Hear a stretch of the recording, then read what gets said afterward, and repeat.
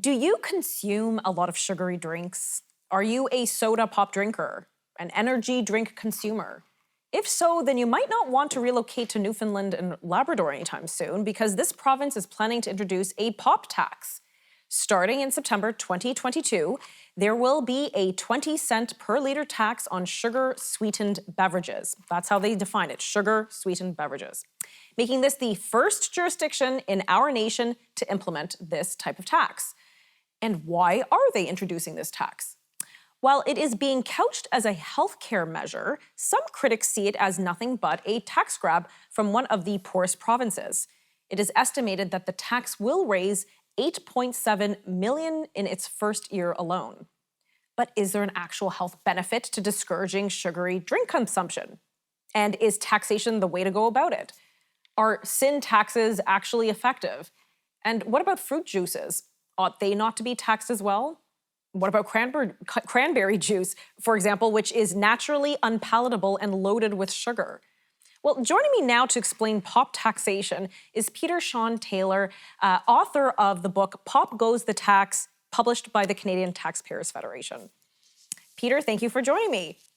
It's a pleasure to be here, Tanya. So I was surprised when I stumbled upon your ebook, and I signed up with the Canadian Taxpayers Federation to receive it, that this was a thing. I didn't realize there was a jurisdiction in Canada that was contemplating this pop tax. So what spawned this? Well, Newfoundland isn't the first jurisdiction to discuss it.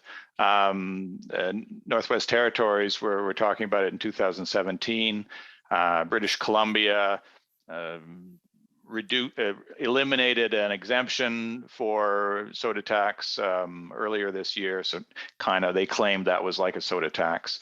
But certainly outside of Canada, you've seen all sorts of attention paid to soda taxes. I think it's up to 43 countries around the world have some sort of soda tax. There's some very high profile large cities in the US have brought in soda taxes. So there's been a lot of discussion around the world about soda taxes, but you're correct that Newfoundland and Labrador is the first province in Canada to say, we're actually going to do this. We've got a date for implementation. We've got a rate, et cetera, et cetera. Okay, well, I want to talk a little bit later about some of these other jurisdictions and cities and countries that have implemented it, whether it was successful or not in a moment. But in your opinion and through your research, can taxes really have that much of a noticeable effect on diet and disease or habits? Like, even if it was, say, a cigarette tax, does that really make a difference to raise the taxes on cigarettes? Do people really stop or change their habits as a result of a new tax?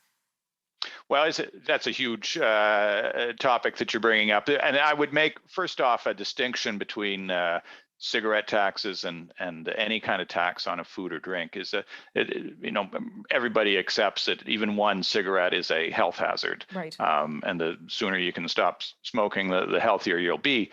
Whereas when it comes to food and drink, all calories are useful to the human body, and whether that calorie is delivered in a cranberry juice or soda or apple or whatever, you need calories to live.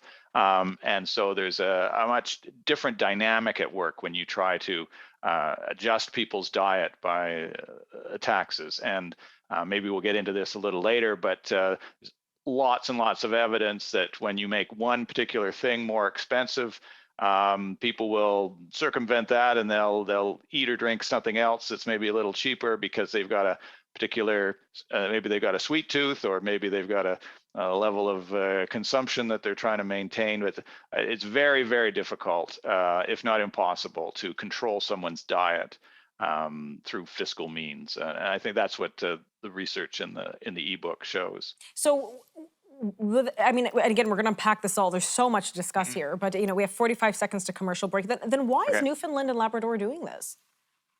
Well, the short answer is they need money. They have the highest debt to GDP ratio in the country, the second highest budget deficit as a percentage of GDP, the worst rated credit provincial bonds in the country. They're in a tough spot. The budget that they just brought in is full of a bunch of different tax hikes and plans for future tax hikes. So the narrative that I see playing out in Newfoundland is they need money, and the soda tax is a good way to raise money. It might not do anything for the health of the residents, but it certainly brings in some cash.